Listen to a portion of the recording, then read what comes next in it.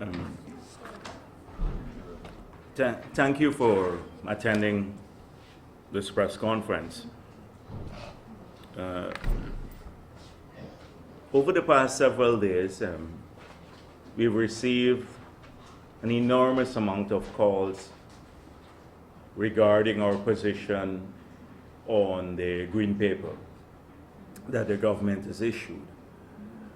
And so I think it's important that I restate right at the beginning why we are allowing the public debate to flow around the green paper. And restate our positions once again. We've expressed disappointment about the green paper itself coming now. We were expecting draft legislation to be presented to the Parliament.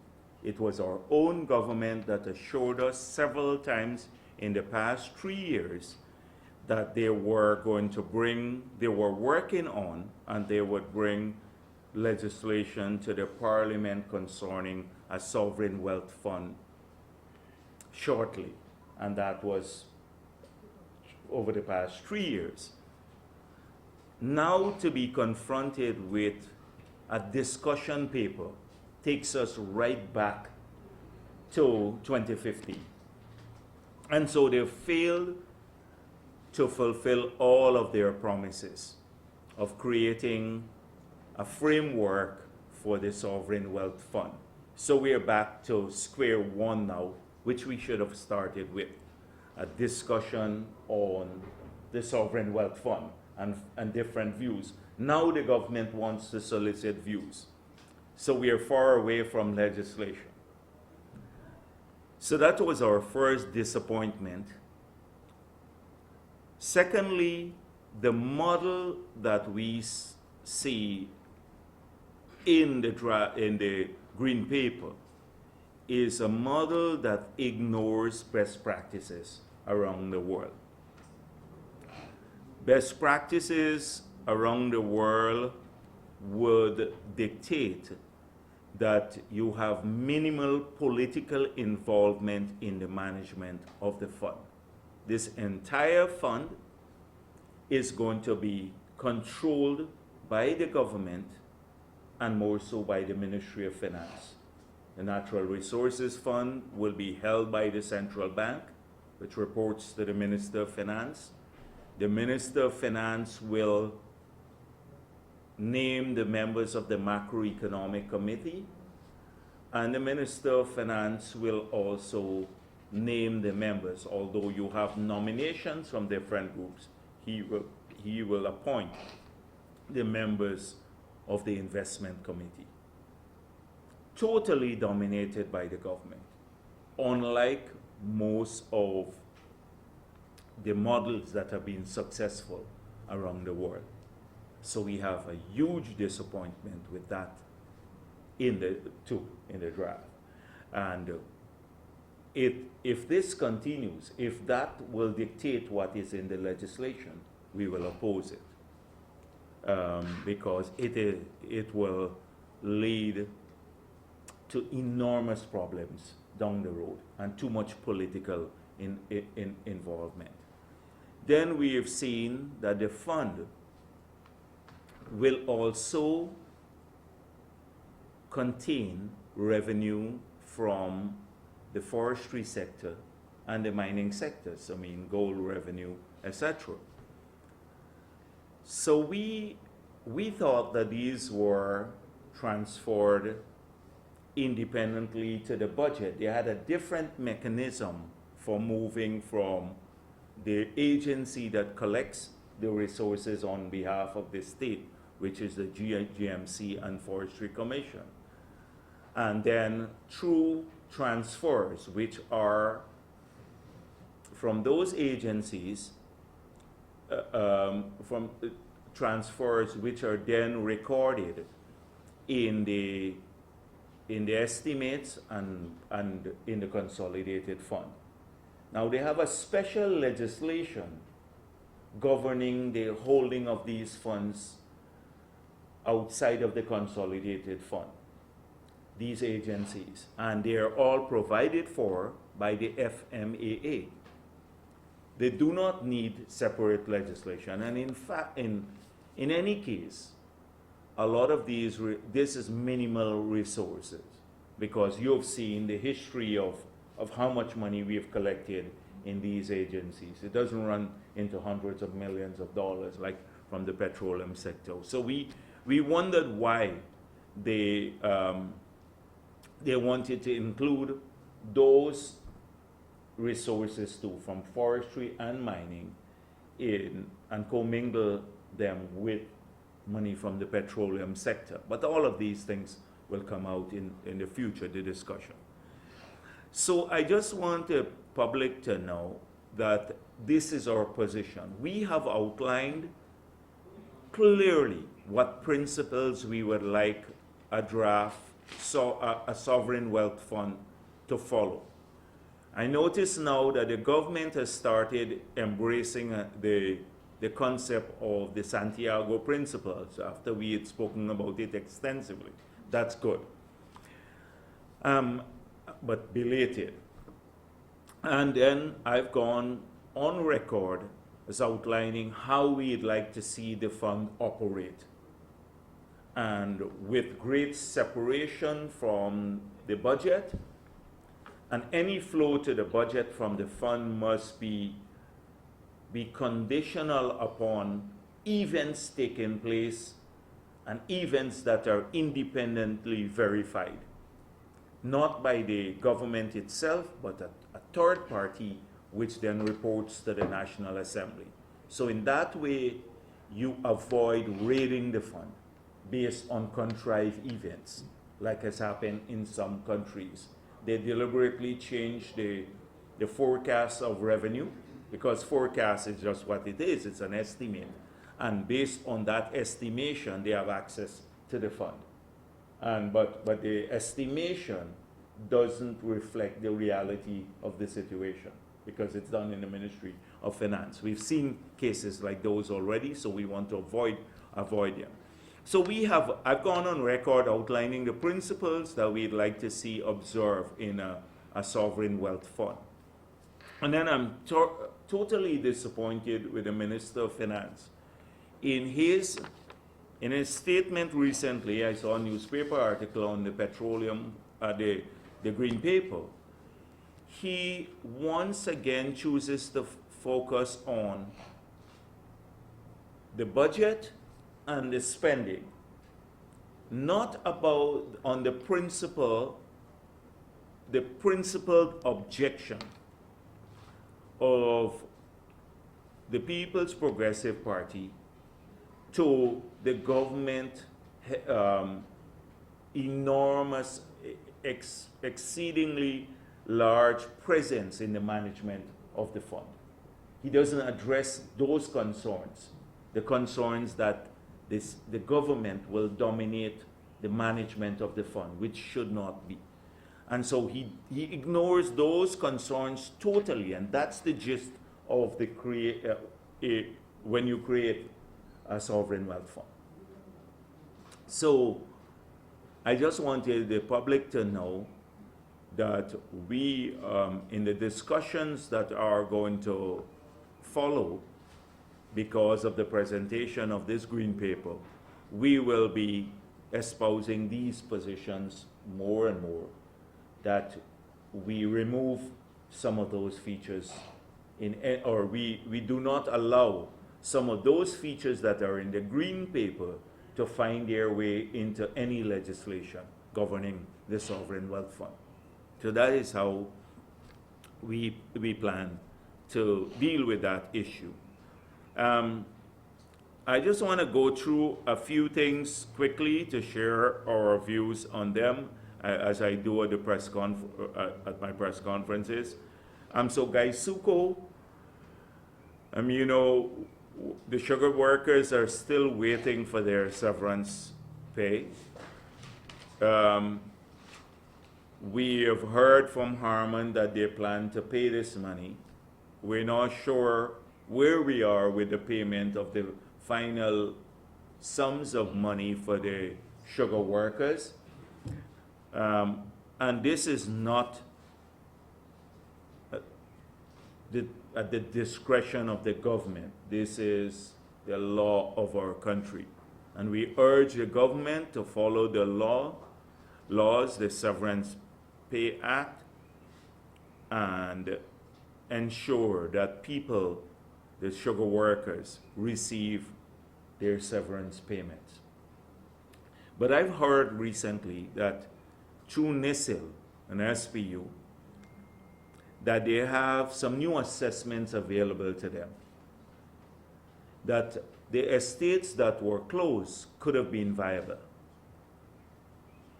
And so, if this is true, and I hope the media will ask them whether this is true, it would be very disturbing, because we believe this to be so, but we asked our government to do a feasibility study of these estates and the industry before it took any decision to send home these 7,000 workers. And it refused to do that. And now that it has sent home 7,000 workers and created enormous problems for families and people and their communities, it's caused depression in many parts of our country. To now do another study and find that these estates with small injections of funds could have been viable will be criminal. And so we believe that the estates are viable. And if the assessment that they have now shows that these estates were viable and could be made viable, then we will support the reopening of all of these estates. We'll support them. And so I hope that the media would follow up on this story and urge, if this is true, urge that their assessments of these estates be made public now that they have been done, something that should have been done before they closed the estates. The president said he needs to appoint an unbribable commissioner. So the first thought that crossed my head is that he's taking a very long time to find an unbribable commissioner. So what is he saying about the candidates who are there? And generally about the police force. In a way, it's disparaging to the people there. And whoever he selects, people will feel that the other candidates were bribable. That's why they were not selected. And if the president had applied this criterion to his own cabinet, he may not have a cabinet today. That he should focus on unbribable ministers too, given what we're seeing now. But again, this is another lame excuse on the part of the president for the long delay that we have seen in appointing a substantive commissioner of police. And then we've seen the crime stats that were recently released show that there's an increase in robbery with firearm and violence over last year. There's been an increase, contrary to what we hear from the government and its cohorts and the Minister of Public Security. And we've seen a drop in burglary and break and entering. But from our engagement with people on the ground, They've stopped, many of them simply don't report the larceny if someone steals or breaks into the house anymore. They just don't report it because they believe nothing will be done. But where it matters is the robbery with violence and with the use of firearm has been on the increase, and massively so. And then to have the president say, after receiving a report almost 6-8 months ago, since last year, he received that report. Actually, it had to be more than 8 months because he received it last year from the British consultant. And upon receipt of that report at a ceremony at the State House, he said, this will solve crime in Guyana. The PPP was bluffing. And to be told this week that he's still studying the report shows the sense of urgency he has about tackling the problem of crime, or the lack of urgency. I was being sarcastic when I said urgency. So he just received the report. He said this would solve all the crime in Ghana and parked the report. And now had to be reminded about the report. I asked him about it when we met too, and he was not sure where it was, but now he said to the media it's being studied. And we don't know when that process will end. So this is how the government is treating the rising level of crime in Guyana.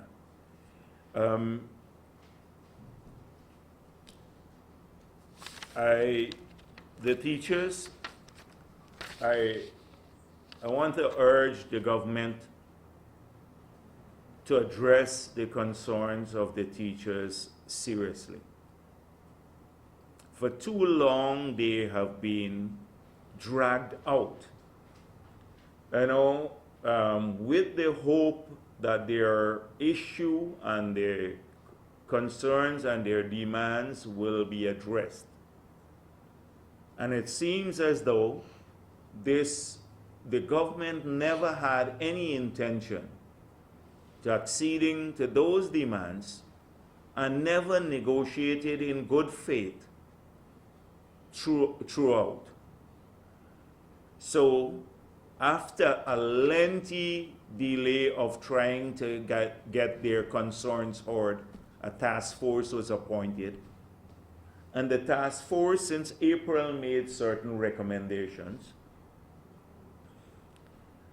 And then the government went quiet on the report of the task force.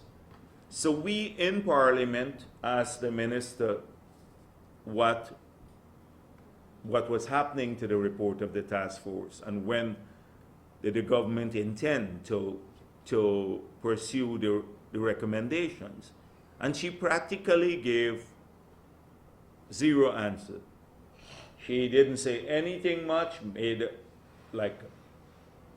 just gave a short comment to what the question we raised without making any commitment. And now we heard they had another meeting and it broke down, and now there is a meeting again slated for today. But if the Minister of Education cannot make commitments to the teachers or commit the government to resources, to expending certain resources, then they have to put in the delegations people who have that authority to commit the government, not to have another report drafted by another group of people and then, or the minister, and then her saying it has to be sent to the Ministry of Finance to determine whether they have the resources there to pay. They have to put the person who can make that decision about how much they can pay in the negotiations with the teachers. We did that. I personally, as president, sat in for days and days when the negotiation got bogged down. when we were working on a 5 years agreement, one, first of its kind for a very long time in Guyana. And personally, as president, worked with the teachers and made commitments, their representatives. So that's the only way you can move forward. Another meeting with the Minister of Education, who always claims that I can't make any determination as to, final determination as to what we will pay, is a waste of time. And then I heard that the minister said they want to hire a specialist now. Somewhere I saw that in a newspaper article, that she wants to hire a specialist to determine pay hike for teachers. So this is going like full circle again. And it is another ploy to stall for time. So I would urge the government to treat the concerns of the teachers as an urgent issue. And if you don't intend to pay, then let them know now, but don't drag them forever in this kind of never-ending form of negotiation. And even when they believe they've reached conclusions, to have the conclusions not being acted upon, and then bring them back again to the negotiating table. This seems to be what is taking place in the parliament. Then we have this issue about the serious gerrymandering of boundaries, and I would urge the media to pay attention to this issue. I've already pointed out the reason for the government doing this, because of their poor showing in the 2016 local government elections and their need to create more local government bodies in areas they feel that are sympathetic to them, and then in PPP support areas to change the configuration in the constituencies so that it would be favorable to APNU.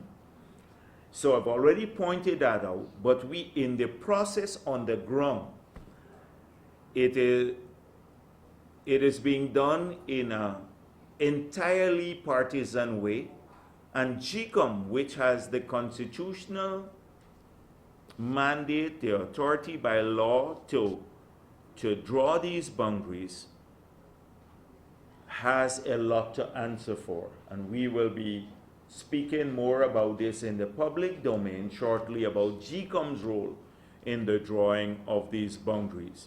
So take, for example, in the Good Hope Pomona NDC, some GCOM staff went and told the people there that they are merging two constituencies, the Houstadarian one that the PPP won, and Middlesex that the PPP won, that they'll merge these two areas into one constituency. And so we checked the Gazette, but there was no gazetted change for this area. So we had to bring this to GCOM's attention.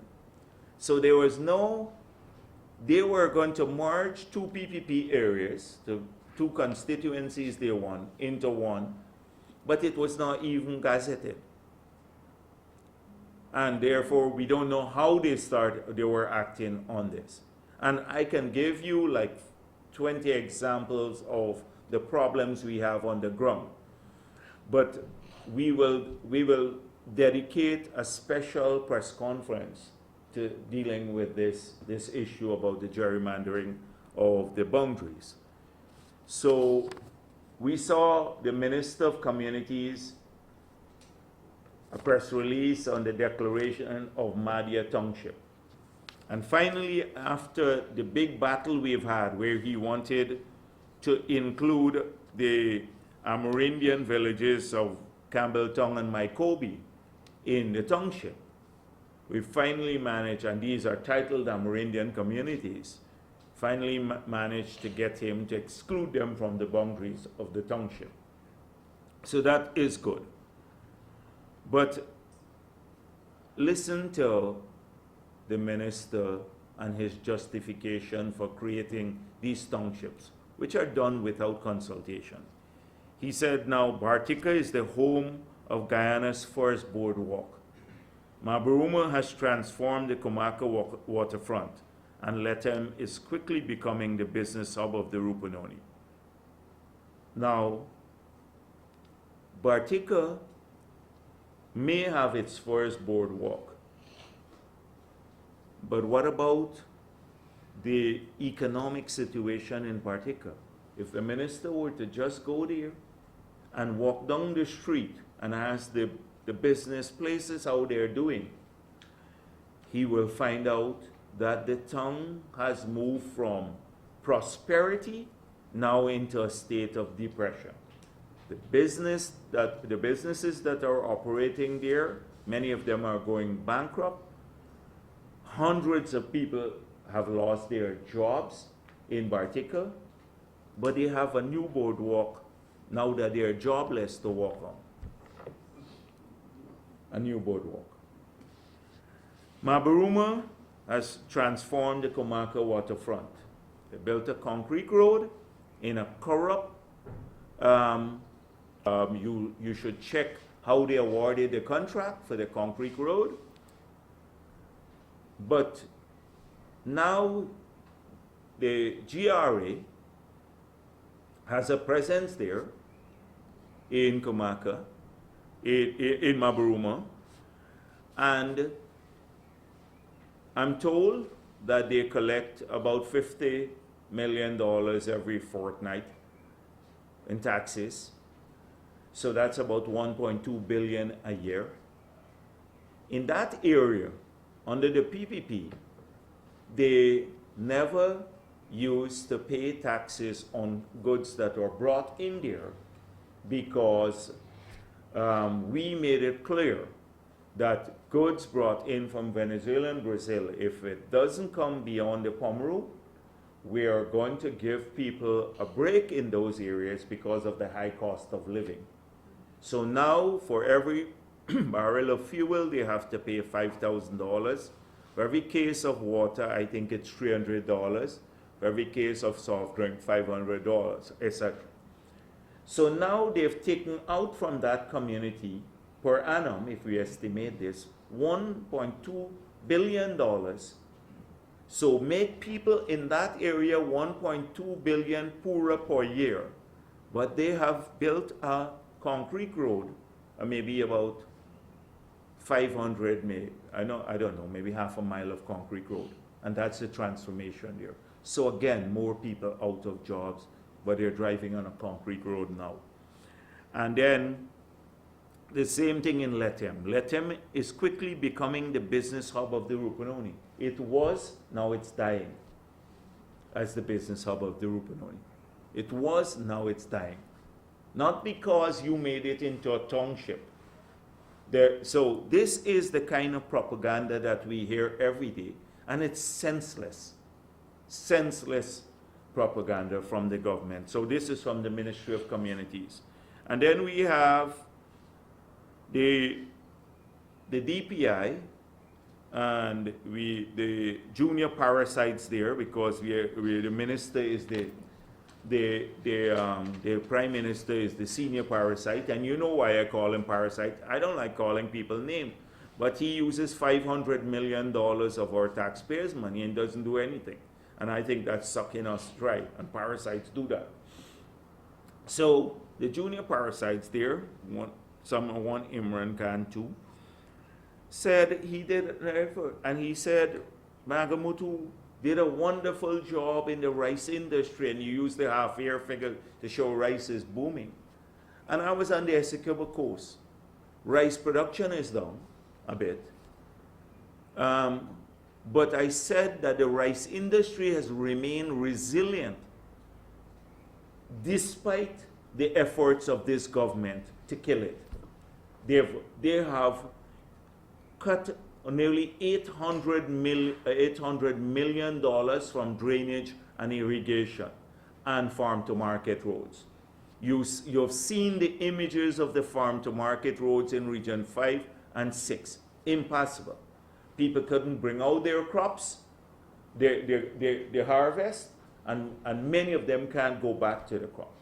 So that government support has gone. They've increased the land rental charges for many areas. They've put the VAT on the inputs into fertilizer, pesticide. They've put the VAT on their equipment, the tractors, etc. And the sector still remain resilient. Many of them are still not being paid. People saying they didn't get their money from Mexico as yet, so they can't pay the farmers.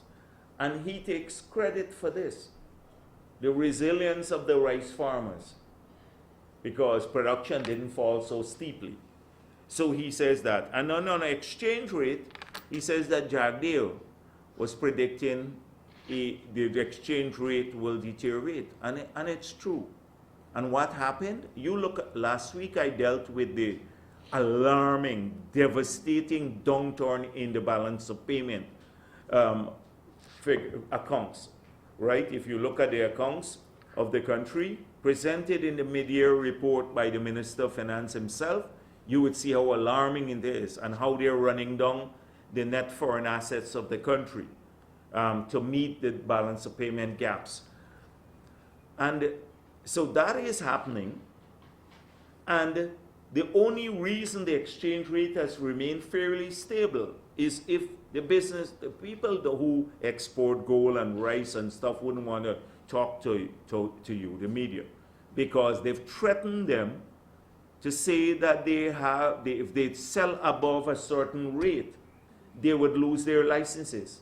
They were summoned to the Ministry of Natural Resources and told that they have to sell 20% of their gold to the gold board. That is the only reason why we've still held a bit, but it's under enormous pressure. Enormous pressure, and it's not sustainable over the long run because the balance of payment gives an indicator about what is to come. So that is it. And then he speaks about how many people getting US visas, and Jagdeo had it wrong about US visas. So this is the sort of thing that the propaganda that comes out of the, rather than informing, keeping the public informed, the parasites spending tons of our money in that department, they just mislead the public. They mislead the public in a major way too. Let me just say to you, we are in the process of sending that letter to Soku to ask for criminal charges to be laid against people on the bridges, on the bridge, the Damara Harbor Bridge corruption scandal.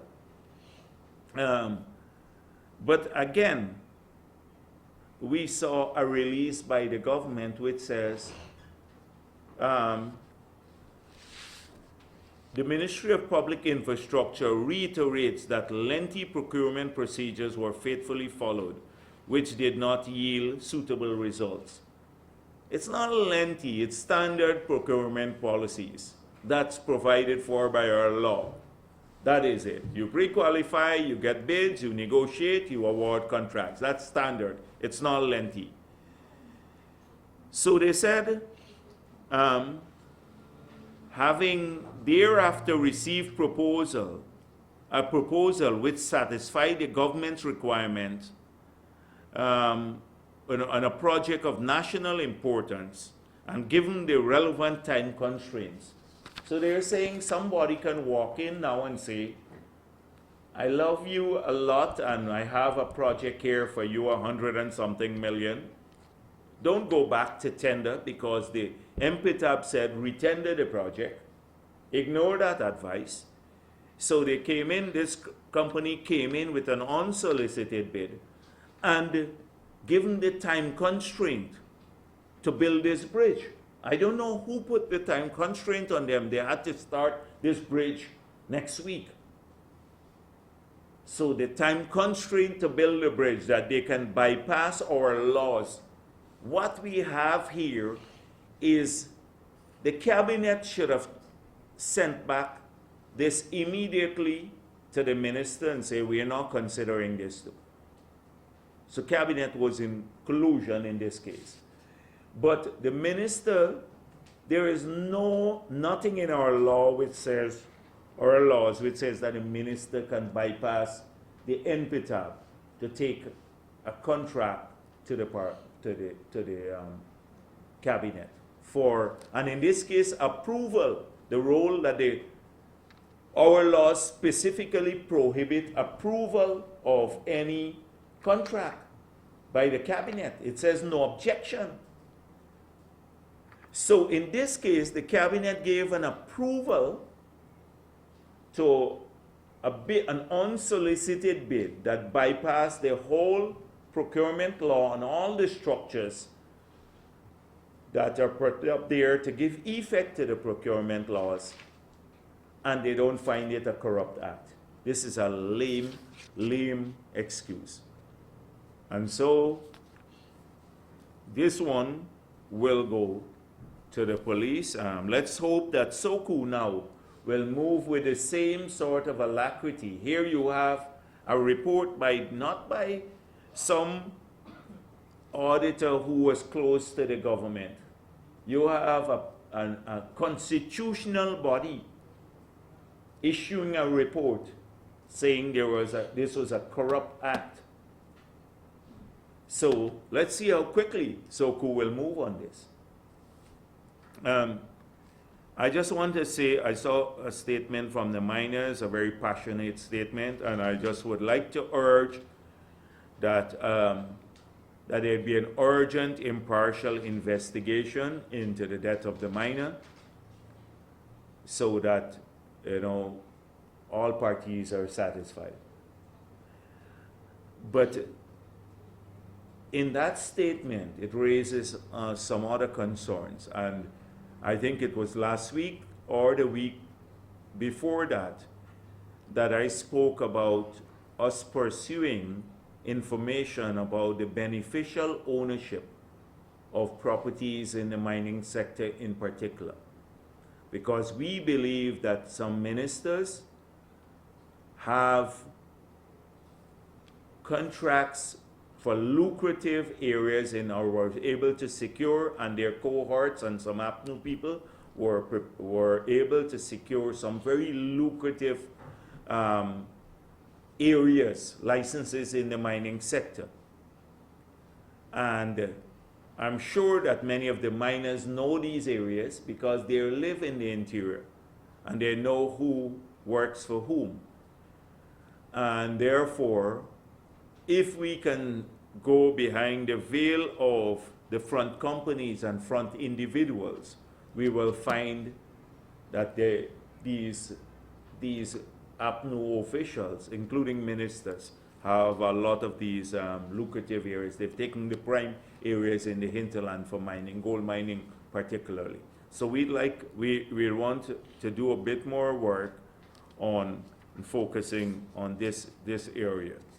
I've seen also that the GFC, they allowed a planner to come and say, oh, they have identified some reclaim some lands, and this may go towards the pledge that they made through the Paris Agreement.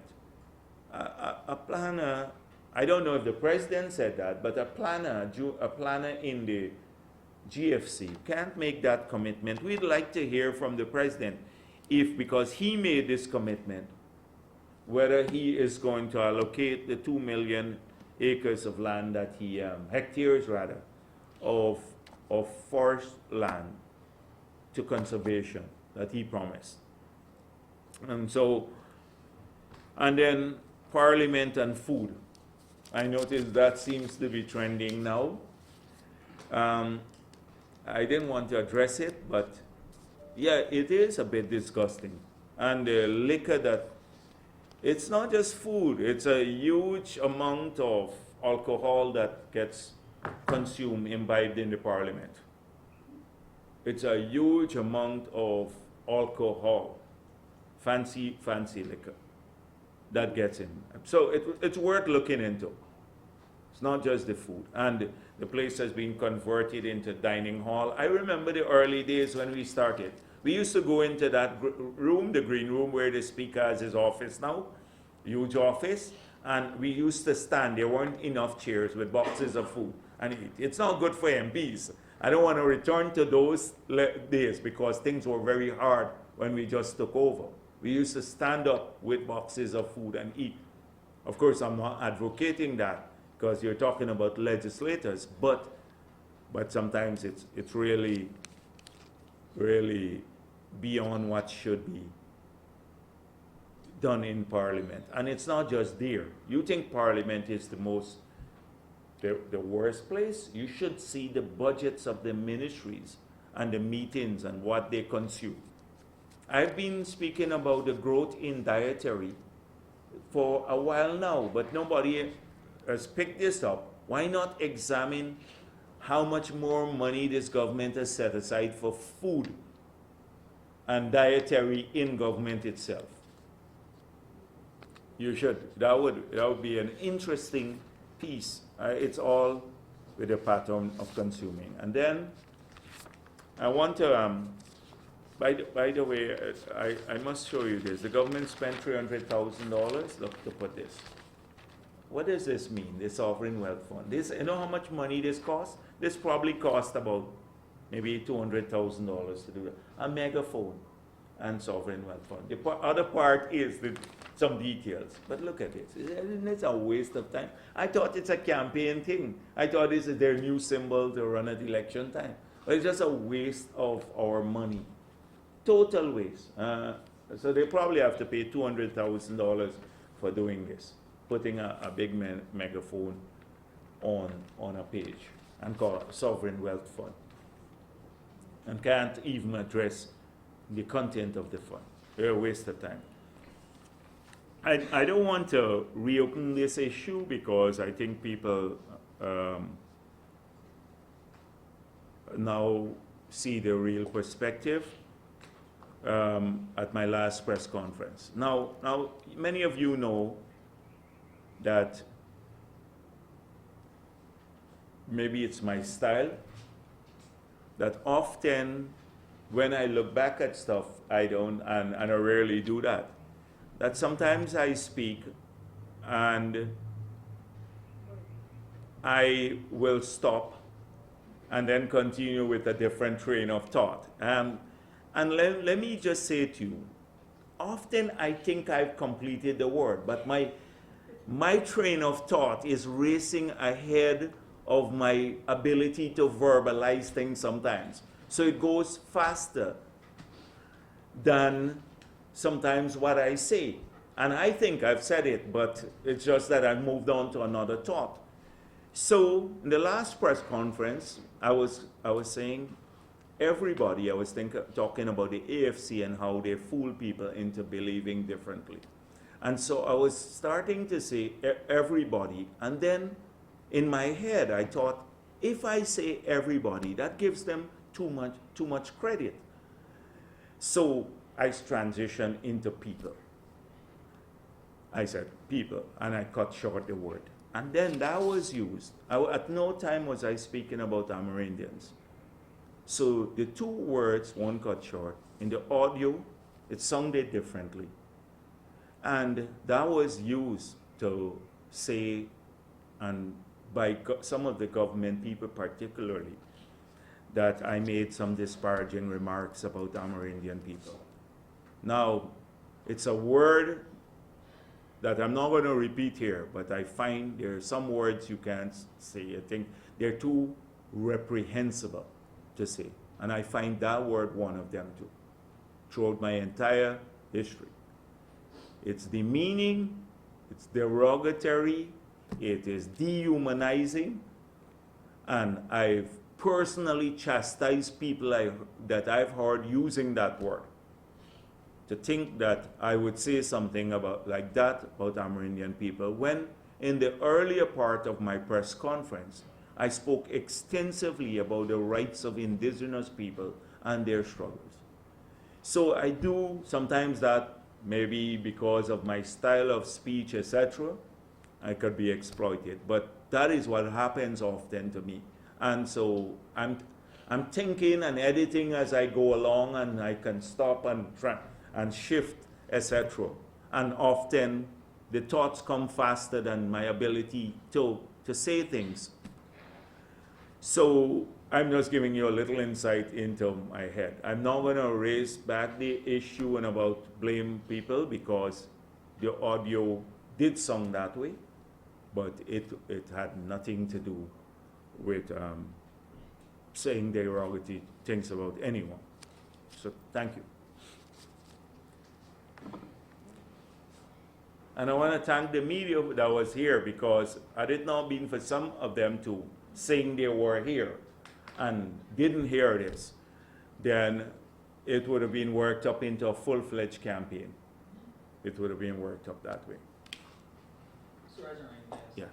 Mr. Jagdeo, you said that you have some issues with the green paper. It takes us back to the forest Sure. thing. But former Minister of Natural Resources, Mr. Bharrat Jagdeo, is saying that he commends the government for taking this approach. I mean, is Mr. Prasad's view representative of the PPP? No. Robert Prasad doesn't speak for the People's Progressive Party. I speak for the PPP. And the Facebook posts even of some of our leaders, and not the position necessarily of the People's Progressive Party. So I speak for the PPP. It's 3 years late. Whilst he may commend the green paper to start the discussion, it's 3 years late, and it's a retreat from what the government told the people of this country, that we'd have legislation by now. Abino of the Country News. Going back to Gaisugo, you said that some of the estates that were closed could have been viable with an injection of a small amount of cash. Yeah, sure. Given that there must be an injection, when you say viable, what exactly do you mean? And there was a few articles I wrote about Gaisugo managers spending billions of dollars on equipment and spare parts that they weren't even using, for equipment that they stopped using 10 years ago. So there's evidence that persons at Gaisugo mismanage funds. Do you think that the company can actually return to profitability with persons like these? If the government examines this and it's found to be true, no, they have to get rid of those people. If you deliberately mismanage, or for corrupt reason you did a procurement, then you have no place in the sector or the industry. And so I'm clear on that. My point is that we were arguing that Gaisugo needed transitional help to move to viability. And we asked that the government should do we asked them to do a feasibility study. And I personally spoke about this many times. We said, let's look at the cost of closure versus the cost of the subsidy. For example, the cost of closure, let's put in that column the non-payment now. NIS has just lost 7,000 contributors. Could threaten the viability of NIS for everybody, for whole of Guyana. They've lost 7,000 contributors, and maybe more, because there are other people who are paying NIS who relied on Gaisugo for an income, not directly. Secondly, the sugar workers pay taxes. So we've lost that. Thirdly, the linkages to the economy, how it supported a whole range of other activities, say in Berbice. If you close the Skeldon and Rose Hall, it has huge impact on the whole of Corriverton or New Amsterdam and many of the village, the people who work there and stuff like that. So all of those could be quantified too. Then we said, look at the foreign currency earning. We've lost that. So hence our balance of payment. It will threaten the balance of payment. And we can go on and list the cost of drainage and irrigation. You still have to do the drainage and irrigation. So they came to Parliament for nearly $1 billion for DNI that Guy Suko was doing before. So we said, put all of that, the costs on one column, and then look at the subsidies on the other hand. And you will find that the cost will be greater than the subsidy. And that's how you manage at the national level. It's not like a straightforward profitability like dollars and cents. It's about impact on country. Governments need to have a broader definition of the feasibility study. Not just like if I'm a businessman, I would look at how much profits I'm making only. Governments have to look at people's well-being and linkages and the safety of the NIS and foreign currency earning and everything else. A more complex framework for assessing this. So that is what I was saying, that the injections here will probably be helpful in the short term. And then as we get, when oil resources come and we open up some new activities, then we can transition people out. You need to help. So if sugar in the long run, we continue to find that sugar in the medium term, etc., may need to shrink, then you can transition people into other jobs. But don't terminate 7,000 people and leave them stranded, just like that. And so I suspect, that's why I heard that there is an assessment now within the SPU and the NISIL. I don't know whether that's true, and they may deny it, because they're not going to try to, if they say it publicly, then it might be that they may get into trouble with the government for supporting what we were always saying. And therefore, but if that assessment is true and they have it available, I will urge them to focus on reopening. And even if you privatize, a going concern is better to privatize than a factory that's not producing. What you're selling basically is equipment if it's not a going concern. If you sell it as a going concern, then you have the possibility of getting more money in the sale. Okay. So that is my approach. From the mid-year report, we showed that accounted for more than 90% of government revenue. Yeah. Can you say does this really mean for Guyana, and what effects can it have? And also on the alcohol and stuff in Parliament, would you say that this is not more than used to be spent under the PPP? Yes. So let me start with the second one. Yes, definitely we're spending more in Parliament now on consumption of food and alcohol than we ever spent under the PPP government. That's one. I doubt, because I asked my colleagues, I wasn't in Parliament from 1999 to 2015. So a long time I didn't go to Parliament, but I've asked my colleagues, was it like that? And they said, no, we didn't have all of this here. And I've seen the changes, how it was too, when 2015. So I went in there, it was a totally different situation, and then this extravagance now. But I'm not proposing that MPs like walk around begging for money to eat outside the Parliament office or anything like that, or going and eating in boxes. I'm not suggesting that, but it is like the alcohol policy. We should have really a no alcohol policy up there, and let people buy their liquor if they want to. You'd have some of them with their entire monthly salary, even the raised salary now, the 50% increase would not be enough to pay for the liquor that they would consume there. So maybe we should have a canteen there, and if you get food, let people eat well, because then they can go and focus on the legislative agenda. But any alcohol, you go and buy it. You want alcohol, go and buy it. That sort of thing, And so we don't do that.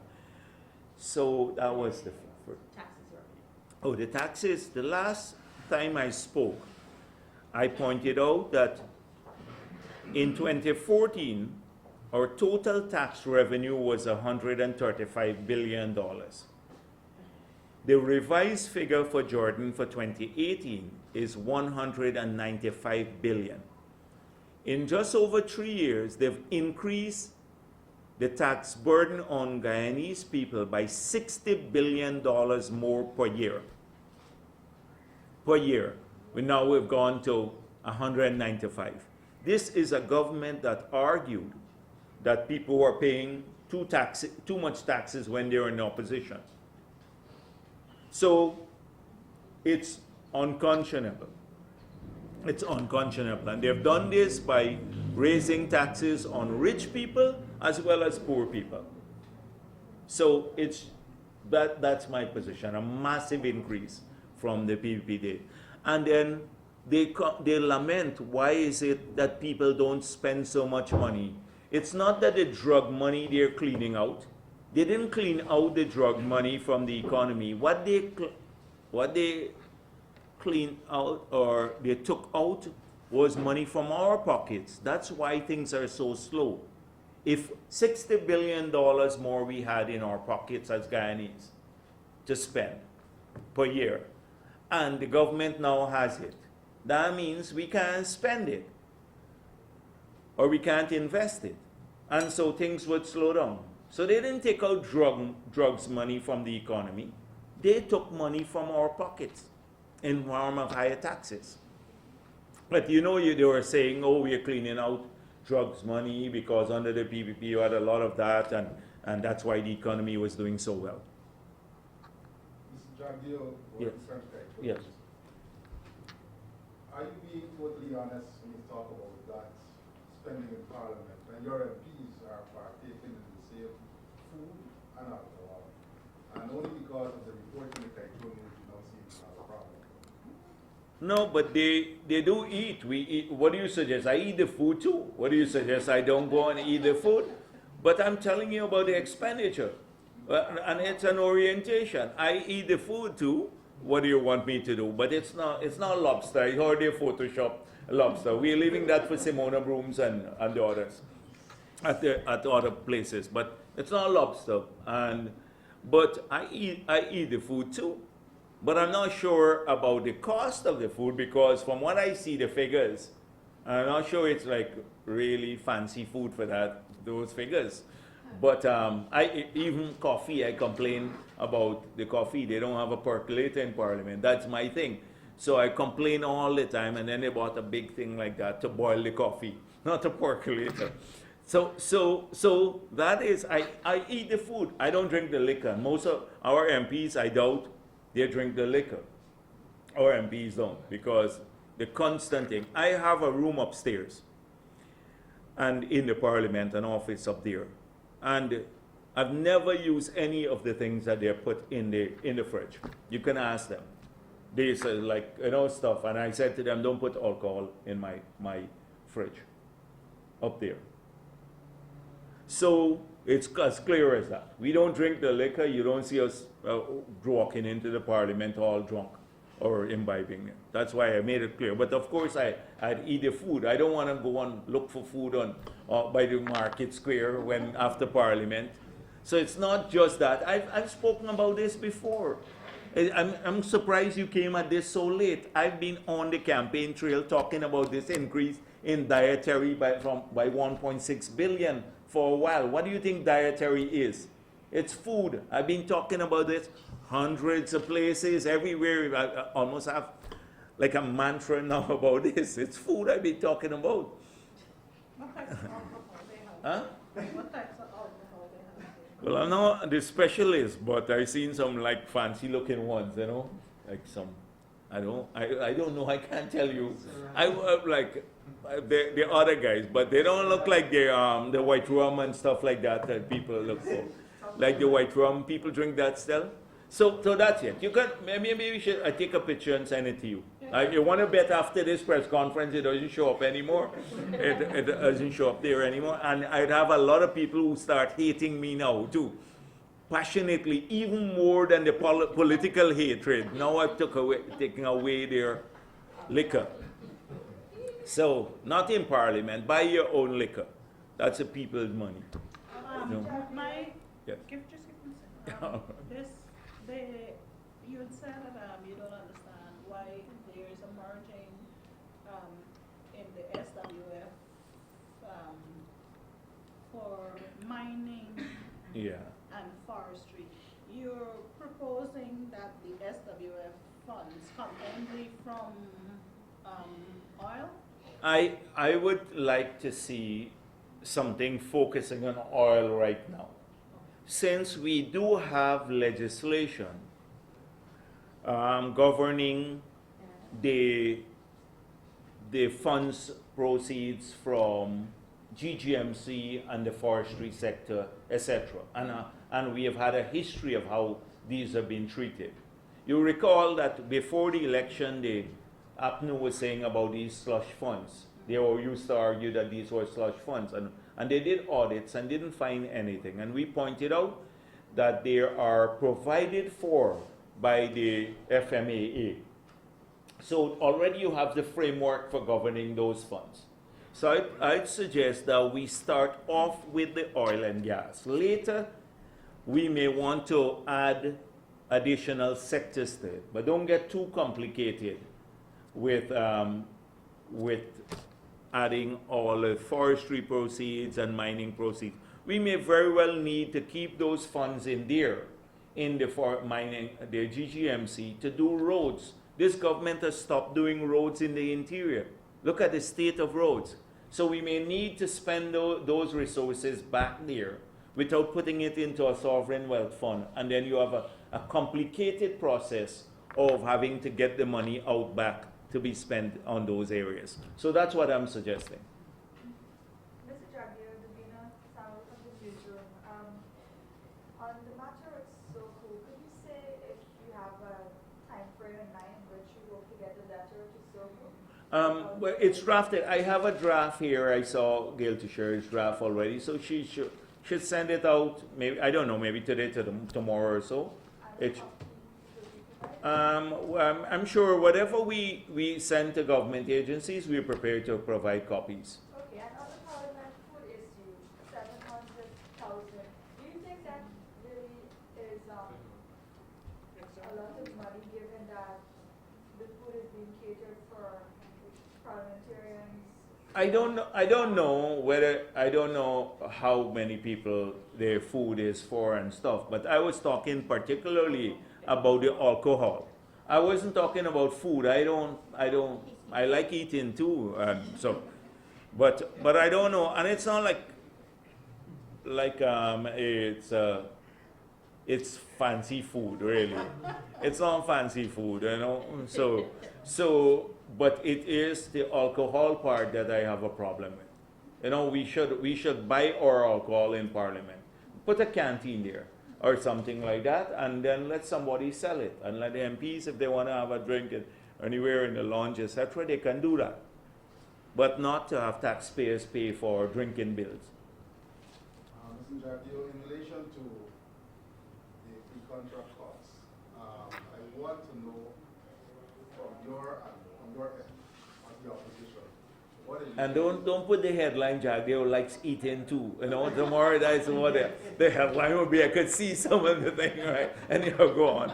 Jagdeo loves to eat too, you know, parliamentary food. Go on. I know that's going to come somewhere. Please, yes. in relation to the pre-contract costs that I submitted, Yeah. I believe there's a timeline by which we need to audit this amount. But I want to know what is the opposition doing in terms of getting government, and as far as future generation, how it affects our income in terms of Sure. what are you doing? With getting them to do anything, it's like pulling teeth, even worse than that. But I made it clear, and I said this to the gentleman when I met him, and I told you last week, that we plan to put in place a Guyanese bureaucracy, and bureaucracy in the good sense of word. I believe 300-400 of our brightest people, well-trained, properly paid, to oversee the contract administration with the oil companies. That is what our aim is. 300-400 Guyanese top-notch specialists, send our kids to train abroad and stuff like that in these areas so they can manage the sector. That is our aim in the future. We believe in getting our fair share. Exxon has a right and the others to make money, but we believe we have to get a fair share. So that's where we're aiming. All right, the other question, my final question, in relation to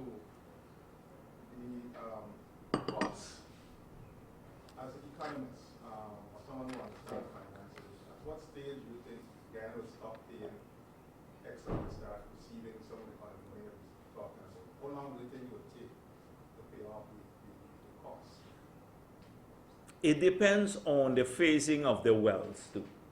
So I've been seeing various estimates, and I can't give you a direct thing, that it could take 4 or 5 years to pay off the cost of,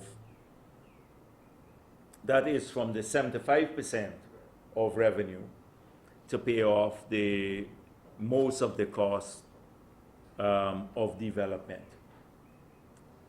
So it depends on the phasing, because Lisa 1 is now here, but we don't know when the others will come on. So to 4 or 5 years. That's why most people believe that we're not getting big bucks until 2025 or so. That's when you start getting more money, not 2020.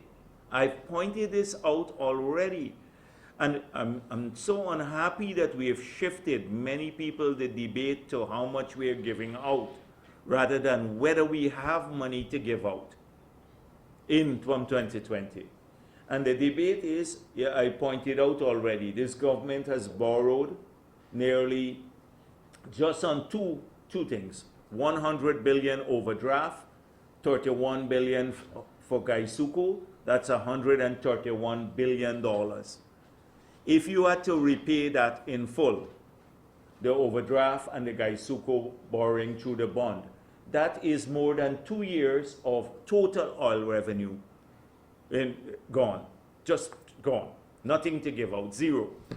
Then the Minister of Finance has pointed out in his green paper that we have to put some in the stabilization fund, some in the saving fund, and some in the transformational infrastructure fund. So where is the money to give out? And then I've seen something is wrong with either Clive Thomas or Ogunse's mathematics. Because I don't know if Clive said that himself, but I saw a letter from Ogunse saying Clive Thomas's proposal covered only 2%, 2 to 5% of revenue. And if you give out $5,000 per year per household, and we have 200,000 households, that's $1 billion US. We're collecting 300 million, we're giving out 1 billion, that's over 300% of what we're collecting. How could $1 billion be 2 to 5% of total revenue? And that's in the newspapers and nobody challenges it. You know, it's, sometimes I wonder which country, anyhow, I don't. It's just like people just say these weird things and it passes off for analyses and good economics. It makes great economic sense. And a whole debate surrounding it. You know, just look at the numbers, I say to people. And I point out, so if you're going to get 300 odd million per year for the first 3 years, the money gone to pay, even if you pay back debts, and you put most of it in sovereign wealth fund. What's there to give out? In the meantime, we have lost 30,000 jobs. You're only getting 1,000 jobs. Your sugar production is down. Bauxite will have serious trouble from October if those sanctions come through. Huge. We'd lose 900 jobs, 1,000 jobs easily there in the bauxite belt.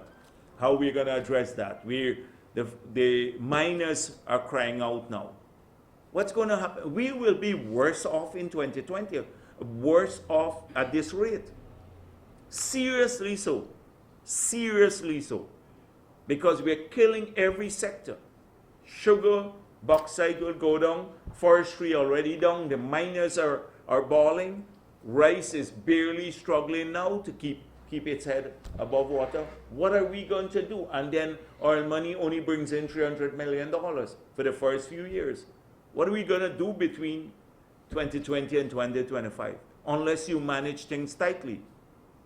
They're setting us up for desperation, starvation basically, in this country if they go down this route and build people's expectation unnecessarily.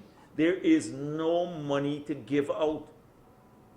Now you got to use sums of money. That's why I said I don't have a problem if we use sums of money to help stimulate activities. So assuming you take, say, $2 million of the, like that's 400 million, and you create a scheme for women to be able to start small business. That's fine. That's good because you start getting them softer loans so they can start doing that. Assuming you put aside $3 or $5 million to do work like for difficult circumstances. Kids going to school, people lost their jobs, they can't pay their school fees, you pay their school fees. You verify it, you pay their school fees. Another set for scholarship programs to our institutions plus abroad. So that's how you can use, but giving everybody this money like in their pockets, it's not gonna work. There's no money to do that. But there's a way, like returning the $10,000 to the school children and doubling it. Every one of them. That would be fine because we're helping the families. And we can do those sorts of things, but you don't hear that. You have a big debate now, and suddenly the WPA woke up yesterday and realized they're now talking about the contract negotiation. This is like how many years?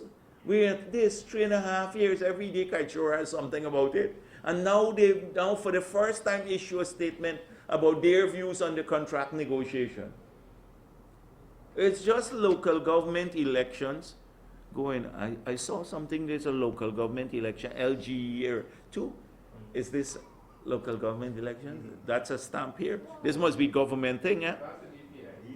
Oh, this is DPI. Okay, that is DPI, local government election. Let me say something nice for Nagamotu, like, stop wasting our money, you and this Emran Khan here. So since that's DPI microphone. Yes, I'm still available. Mr. Jagdeo, the issue with Rusal and the U.S. imposed sanctions, how do you suggest that we move forward? Poland is already winding down operations. Yes, we have to meet people. You see, this government is in a dilemma. Having said to the sugar workers, we don't have money to help you. And not paying we don't have money to pay your severance even. Now they're boxed into a corner because if they do this now, try to help with the bauxite workers, people would say, you know, it's only because bauxite, they got support there. So they're boxed into a corner. But these are people, and that's why I pointed out in the past how we had approached the bauxite workers when we had a similar problem. So I would suggest that you have to engage both the sugar workers as well as the bauxite workers. Yeah, thank you.